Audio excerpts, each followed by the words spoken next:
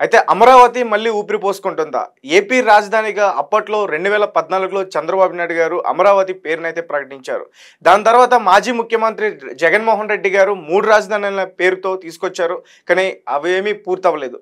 మరి అసలు ఇప్పుడు ఆంధ్రప్రదేశ్‌కి రాజధాని అమరావతి పూర్తులు స్టార్ట్ చేశారని చెప్తున్నారు. అది డెవలప్ అవుతుందా? ప్రజలందరూ చాలా కన్‌ఫ్యూజన్‌లో ఉన్నారు. వేరే వేరే రాష్ట్రాల్లో పనులు చేసుకుంటూ వలస వెళ్ళిపోయిన ప్రజలు మళ్ళీ తిరిగి ఆంధ్రప్రదేశ్‌కి వస్తారా?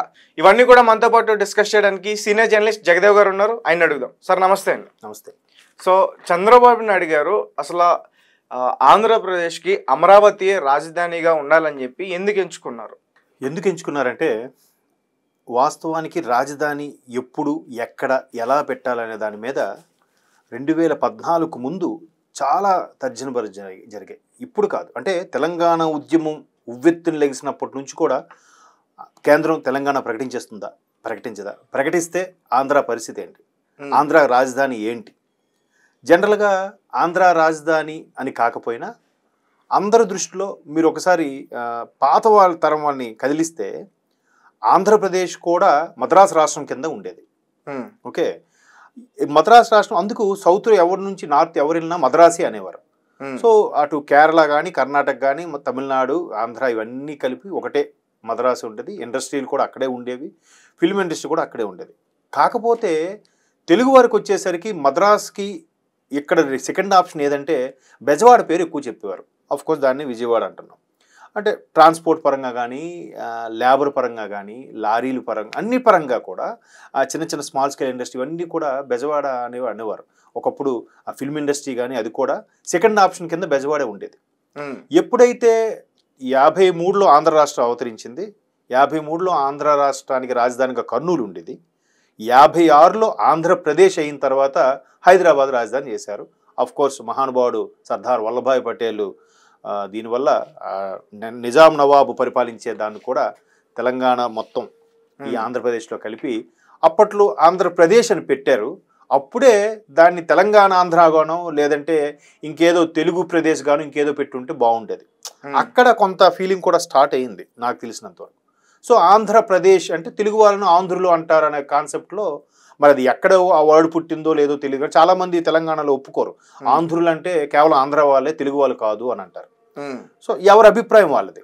సో మొత్తానికి ఆంధ్రప్రదేశ్ అయిన తర్వాత హైదరాబాద్ రాజధానిగా వేశారు. ఎందుకు? హైదరాబాద్లో అప్పటికే ఆంధ్రాలో ఉండే చాలా నగరాల కన్నా హైదరాబాద్ పెద్ద నగరం, పురాతన నగరం.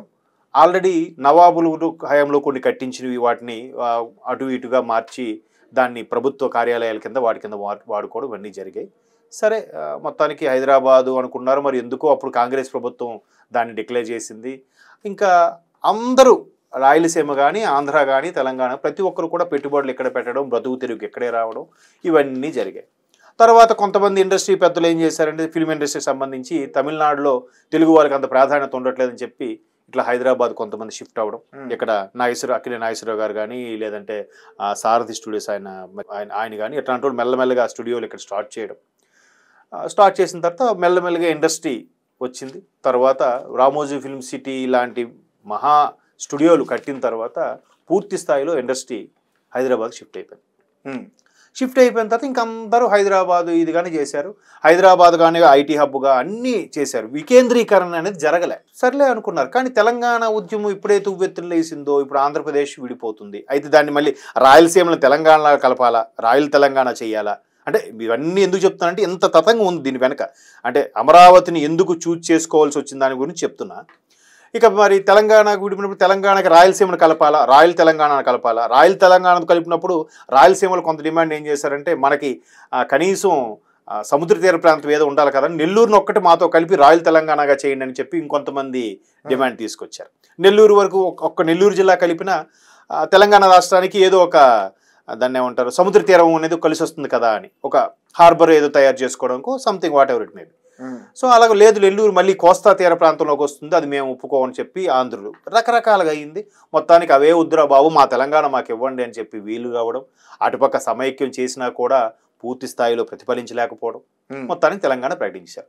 తెలంగాణ ప్రకటించాక అందుకే చాలా సందర్భాల్లో నేను చెప్పిన అంశం ఏంటంటే భారతదేశంలో ఏర్పడిన 29వ రాష్ట్రం ఏది అంటే నా దృష్టిలో ఆంధ్రప్రదేశ్. ఎందుకంటే తెలంగాణ అందరూ అనొచ్చు, తెలంగాణకు అన్నీ ఉన్నాయి. రాజధాని ఉంది, అంటే విడిపోవడం రాజధానితో విడిపోయింది.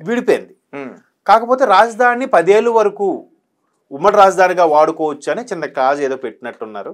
అది మొన్న జూన్ 2తో అది కూడా అయిపోయినట్టు. సో ఇట్లా మొత్తానికైతే ఇప్పుడు ఆంధ్రప్రదేశ్కి రాజధాని లేదు. ఏంటి అప్పుడే 2014లో బైఫ్రికేట్ అయిపోయిన తర్వాత తెలంగాణ సెపరేట్గా ముఖ్యమంత్రి అయ్యారు. ఆంధ్రప్రదేశ్కి ఎవరు ముఖ్యమంత్రి అవుతారు? జగన్మోహన్ రెడ్డి గారు అప్పుడే జైలు నుంచి వచ్చి విపరీతంగా పాదయాత్రలు అవి ఇవి చేసినా కూడా జగన్మోహన్ రెడ్డి అనే వ్యక్తిని ప్రజలు నమ్మలేదో, లేదంటే ఈయనకి పరిపాలన అనుభవం లేదు కాబట్టి పరిపాలన అనుభవం అండ్ మోర్ ఓవర్ చంద్రబాబు అనే వ్యక్తి good administrator, good visionary person అని ప్రజల్లో బాగా నమ్మారు. చంద్రబాబు గారికి పట్టం కట్టారు.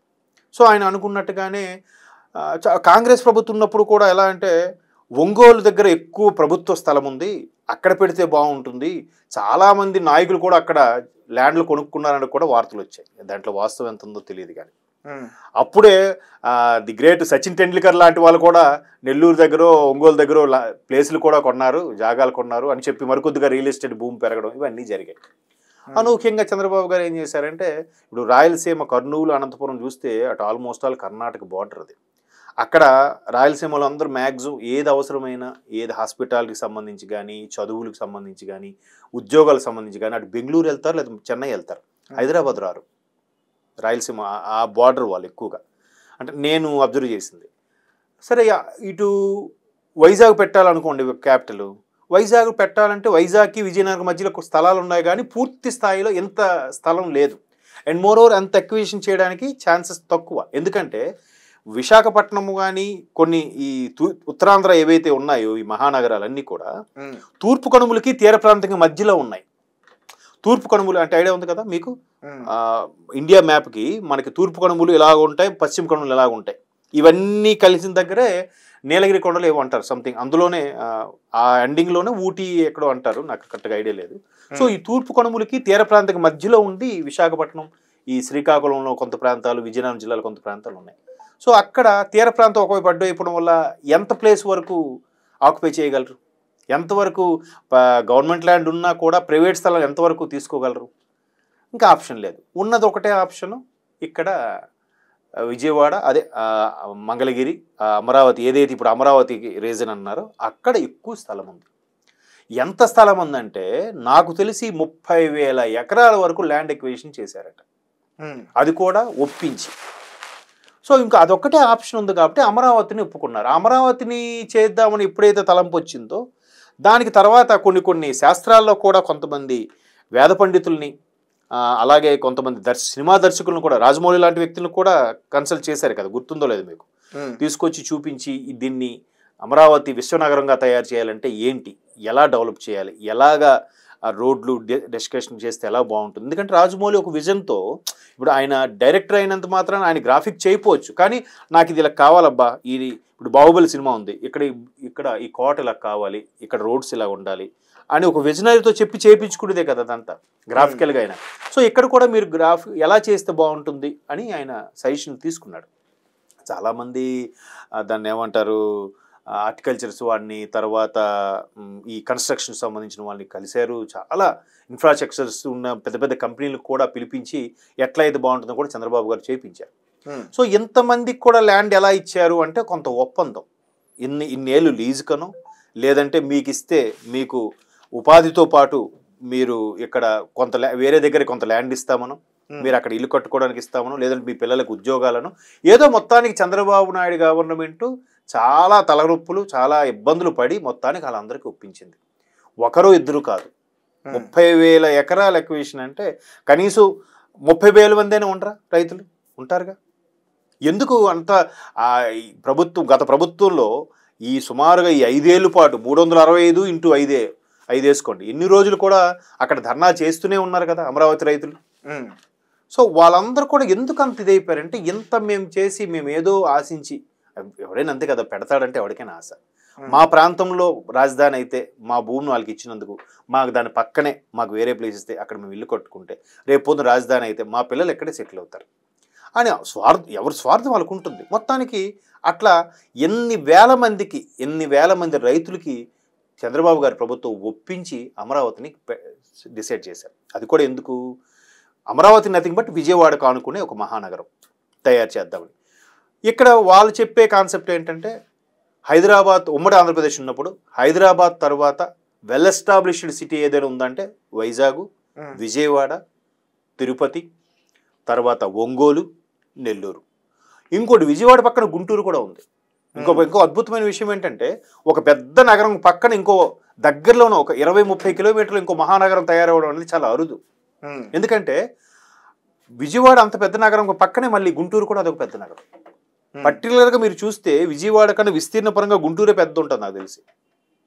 అఫ్ కోర్స్ విజయవాడ మొదటి నుంచి ఉన్న పాత నగరం కాబట్టి దానికి నేమ్ ఫేమ్ ఉంది. ఎందుకంటే జంక్షన్, బిగ్గెస్ట్ జంక్షన్ సౌత్లోనే నాకు తెలిసి ఇండియాలోనూ కూడా పెద్ద బిగ్గెస్ట్ జంక్షన్ అంటారు రైల్వే పరంగా. ఈవెన్ ట్రాన్స్పోర్ట్ పరంగా కూడా పెద్ద కాంప్లెక్స్, ఆర్టీసీ కాంప్లెక్స్ కూడా. సో అట్లా విజయవాడ అయితే అటు రాయలసీమ వాళ్ళకి, ఇటు నెల్లూరు వాళ్ళకి, ఇటు ఉత్తరాంధ్ర వాళ్ళకి కూడా సెంటర్లో ఉంటుంది. ఎవరికైనా ఒక మ్యాక్సిమం 6 hours 7 hours జర్నీ అనే కాన్సెప్ట్లోనే అక్కడ పెట్టడం జరిగింది. ఆ తర్వాత శాస్త్ర పండితులు కూడా కొంతమంది ఏం చెప్పారంటే ఇది బ్రహ్మంగారు చెప్పిన దాంట్లో కూడా ఉంది, రాబోయే రోజుల్లో తెలుగు వారికి అమరావతి రాజధానిగా మారే అవకాశం ఉంది అని కూడా చెప్పారు. దాంతోపాటు ఇంకోటి కూడా చెప్పారు, మన గౌతమీపుత్ర శాతకర్ణి పేరు విన్నారు కదా, అది బాలయ్య గారి సినిమా కూడా వచ్చింది. ఆ శాతకర్ణి గారు మన తెలుగువాడు. ఇక్కడ నుంచి అమరావతి నుంచి కూడా మొత్తం భారతదేశాన్ని అంతా కూడా పరిపాలించాడు ఆయన. మీరు ఆ సినిమాలో కూడా చూస్తే అమరావతిలో కుందేలుకు మీసాలు ఉంటాయని కూడా చెప్తా. అంటే పౌరుషానికి అంత పేరుగాంచి మొత్తం దేశం అంతటా కూడా ఈ అఖండ భారతాన్ని కూడా ఒక్క తాటిపై తీసుకొచ్చింది ఈ అమరావతి నుంచే. కాబట్టి మరలా పునర్వైభవం రాబోతుంది, అంతే కదా, తాతలు చేసింది తరతరాలకి అంటారు. సో ఆ వైభవంతో మరలా ఇప్పుడు అమరావతి పునరుద్ధరణకి స్టార్ట్ అయింది, మరొక మహానగరం తయారైపోతుంది అనేది వీళ్ళు చెప్పారు.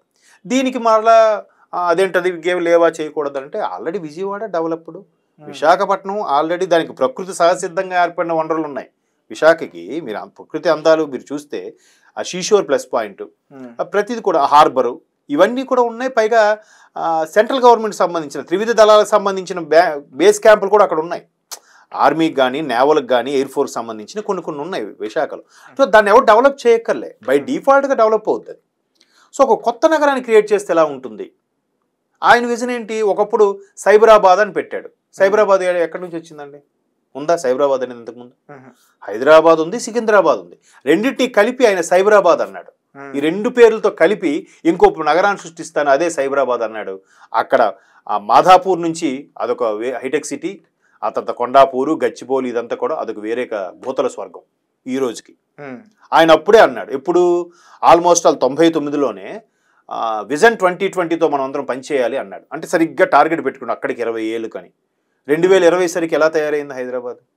సో అదే కాన్సెప్ట్తో, అంటే ఇక్కడ ఆయన నేను పొగుడుతున్నానో లేదా ఆయన ఫేవర్గా చెప్పిన మాట కాదు, ఏదైతే ఆ విజన్ అనుకున్నాడో ఆ విజన్ వచ్చేసరికి ఇప్పుడు ఎలా రూపుదిద్దిందంటే, ఆయన అనుకున్నప్పుడు అందరూ ఏమన్నారు, కంప్యూటర్లు ఏమైనా తిండి పెడతాయా, ఈ ఐటీలు ఏమైనా మనకు ఉపయోగపడతాయా, ఎందుకు అసలు ఎవరికి వ్యవసాయ రైతులకి కూలీలకి వాళ్ళకి ఉపయోగపడేది చెప్పొచ్చు కదా, ఆ కరెంటు ఏమైనా ఇవ్వచ్చు కదా. ఇప్పుడు రాజశేఖర రెడ్డి గారు 2004లో రావడానికి కూడా ఈ కరెంట్ ఎఫెక్ట్, ఫ్రీ కరెంట్ అని చెప్పాడు ఆయన. సో అప్పటి వరకు ఈయన ఫ్రీ కరెంట్ అది చెప్పలే. ఈయన మిగతా అంటే మనిషిని ఎలా బతకాలో నేర్పించాడు, రకరకాలుగా రిసోర్సెస్ కల్పించాడు. ఇవన్నీ ఆవిడ తిండి పెడతాయన. ఈరోజు హైదరాబాద్లో ఉండే 1.5 కోటి జనాభాలో 80 లక్షల మంది ప్రత్యక్షంగా పరోక్షంగా ఐటీ సెక్టార్ మీద బతుకుతున్నారు. మీకు ఆ విషయం తెలుసా? 80 లక్షలు అంటే ఆల్మోస్ట్ సగం మంది కదా. మరి ఆ రోజు ఇది తిండి పెడతాదని అన్నారుగా, ఇప్పుడు ఏం మాట్లాడతారు? ఇప్పుడంటే ఏమంటారు, ఆయన చేసింది ఏముంది, ఆటోమేటిక్ హైదరాబాద్ అందరూ చేశారు, ఎప్పుడో నేదురుమల జనార్దన్ రెడ్డి గారు టైంలో శంకుస్థాపన చేశారు. శంకుస్థాపన చేసి రాయేసేస్తే అయిపోయిందా? గవర్నమెంట్ డెవలప్ అయిపోయిందా? మరి పట్టించుకోకర్లే. పోలవరం కూడా ఎప్పుడో శంకుస్థాపన చేశారు, చంద్రబాబు గారు మొన్న హయాంలో కదా 70% అయ్యింది. రాయేసేస్తే అయిపోయినట్టన్నా. అంటే కొంతమంది వితండవాదంతో అలా మాట్లాడారు. ఎక్కడ? ఎస్పెషల్లీ తెలంగాణలో. నేదురుమల జనార్దన్ రెడ్డి గారు ఎప్పుడో రాయేశారు, ఆయన వేసిన బీజమే, ఆయన రాయేసి వదిలేశాడు, తర్వాత ఏం పట్టించుకున్నాడు? అట్లా పోలండి, ఎవరి అభిప్రాయం వాళ్ళది. సో ఇలాగా అన్ని అయిన తర్వాత ఓకే, మనం అక్కడ సైబరాబాద్ అంటే ఒక మహానగరాన్ని నిర్మించి, ఇప్పుడు అందుకే కదా కమిషనరేట్లు 4 ఉన్నాయి కదా, హైదరాబాదు, సికింద్రాబాదు, సైబరాబాద్ కూడా ఉంటుంది కమిషనరేట్, ఐడియా ఉందా? సో సైబరాబాద్ కమిషనరేట్ ఎలా ఏర్పడింది? దీనివల్లే. సో అలాగే ఇప్పుడు కూడా ఒక సెపరేట్గా ఒక నగరాన్ని క్రియేట్ చేద్దాము, విజయవాడకు ఆనుకునే అవ్వచ్చు, లేదా అమరావతి అని. ఆల్రెడీ అమరావతి అనే ఊరు ఉంది, గ్రామం అది. అమరేశ్వరుడు అంటే పంచారామ క్షేత్రాల్లో అదొక ఆలయం తెలుసు కదా. పంచరామాలు భీమవరము, పాలకొల్లు, సామర్లకోట, ఇంకోటి 4 గోదావరి జిల్లాలో ఉన్నాయి. ఇదొక్కటి అమరావతి ఒక్కటి గుంటూరు జిల్లాలో ఉంది. మీకు ఐడియా ఉందా? మీరు గోదావరి జిల్లాలో కదా, మీకు ఐడియా ఉండి ఉంటుంది. సో 5వ పంచారామ క్షేత్రం అమరావతి. అక్కడ అమరేశ్వరుడు. సో ఆ అమరేశ్వరుడు ఆశీస్సులు ఉన్నాయి. పైగా గౌతమీపుత్ర శాతకర్ణి ఉన్నప్పుడు కూడా ఇక్కడి నుంచి ఆయన పరిపాలన చేశాడు. ఎందుకంటే డైరెక్టర్ క్రిష్ కూడా ఆయన ఇంటర్వ్యూలో చెప్పాడు, ఇప్పటికీ వాటి ఆనవాళ్ళు ఉన్నాయి అమరావతిలో. ఆ శకలా వెతికి తీస్తే దొరికాయంట. అప్పటి రాతలు తెలుగు అక్కడి నుంచి పరిపాలించారని, దానికి సంబంధించిన మూలాలు ఉన్నాయని కూడా ఆయన గౌతమిపుత్ర శాతకర్ణి సినిమా ప్రమోషన్ టైంలో చెప్పాడు ఆయన కూడా. సో ఒకప్పుడు మన తెలుగువారు దిగ్విజయంగా అఖండ భారతావని పరిపాలించిన అమరావతి కూడా ఇదే. దానితో బ్రహ్మంగారు కూడా రాబోయే రోజుల్లో తెలుగువారికి ఇది అమరావతి రాజధాని క్షేత్రంగా విరాజిల్లుతుందని కూడా ఆయన చెప్పారట బ్రహ్మంగారు కాలజ్ఞానంలో. సో ఇట్లా మొత్తం మీద మరి ఆ భగవంతుడు చెప్పిన సంకల్పమో లేదంటే దానికి మైండ్లో అలా పుట్టిందో తెలియదు. ఆ విధంగా అది దారి తీసుకోవడం అమరావతి కాన్సెప్ట్. నెక్స్ట్ వాళ్ళు వచ్చి మీకు తెలిసిందే, కావాలని చంద్రబాబు గారు పెట్టారు కాబట్టి అది చేయకూడదు. చంద్రబాబు గారు ఈ కంపెనీ వచ్చింది కాబట్టి ఈ కంపెనీ ఉండకూడదు. చంద్రబాబు ఈ రోడ్డు వేసాడు కాబట్టి రోడ్డు తవ్వేయాలి. చంద్రబాబు ఈ ప్రజావేదిక కట్టాడు కాబట్టి కూల్చేయాలి. ఇదే కాన్సెప్ట్. సో మరలా ఇప్పుడు అమరావతి ఎస్టాబ్లిష్ అయితే బాగుంటుంది. ఎందుకంటే మొన్నటి వరకు కూడా మా అబ్బాయి సోషల్ బుక్లో కూడా మ్యాప్ పాయింట్ ఉంటుంది కదా, ఇండియా మ్యాప్లో రాష్ట్రాల పేర్లు రాజధాని పేర్లు ఇచ్చాడు. ఆంధ్రప్రదేశ్కి వచ్చేసరికి రాజధాని పేరు ఇవ్వలే. ఎందుకు వాడికి తెలియదు మ్యాప్ పాయింట్ తయారు చేసిన వాడికి, వైజాగ్ రాయాలా, విజయవాడ రాయాలా, కర్నూలు రాయాలా అని.